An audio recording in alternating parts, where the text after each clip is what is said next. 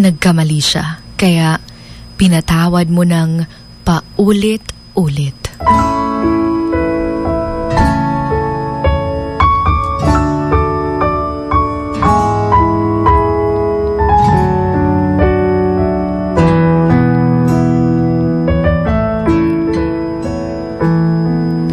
Ang pagsisinungaling is a choice.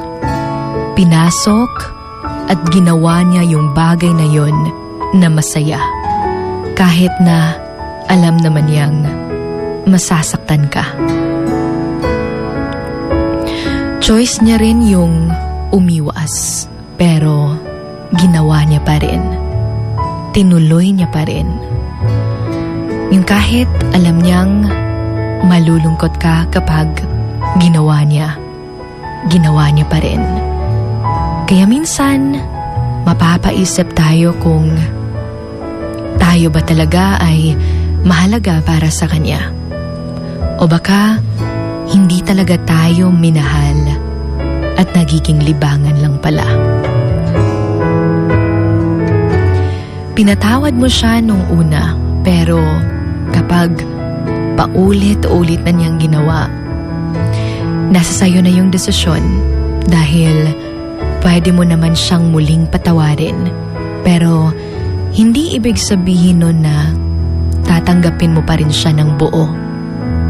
Kundi para lang makalaya ka sa galit at sakit na nararamdaman mo.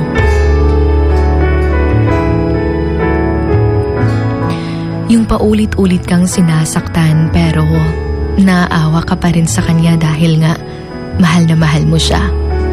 Tas yung nakakalungkot, tayo pa yung may kasalanan kasi sumuko tayo. Pero hindi nila alam na durog na tayo, na nasasaktan tayo as we are trying to forgive the things they did. Na kahit masakit, na kahit mahirap, ginawa pa rin natin. That's why sometimes we hate ourselves for being so kind. Na imbis na magiging kasangga mo siya, na imbis na magiging pahinga mo siya, pero pati siya nakakapagod na rin kasama.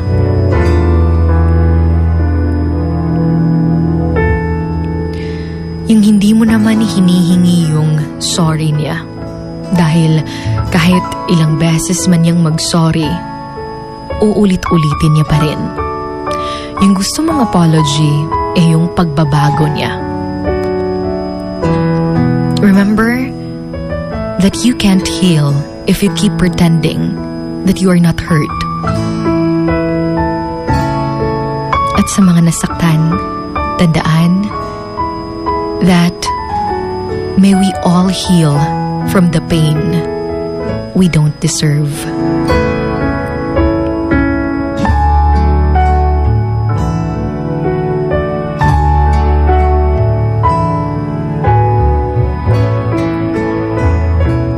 This is Emotions Going Wild, right here, so 103.1 Wild FM with your Hugot Babe, Sugar Dolly. Emotions Going Wild. Wild FM. Emotions Going Wild. Wild FM.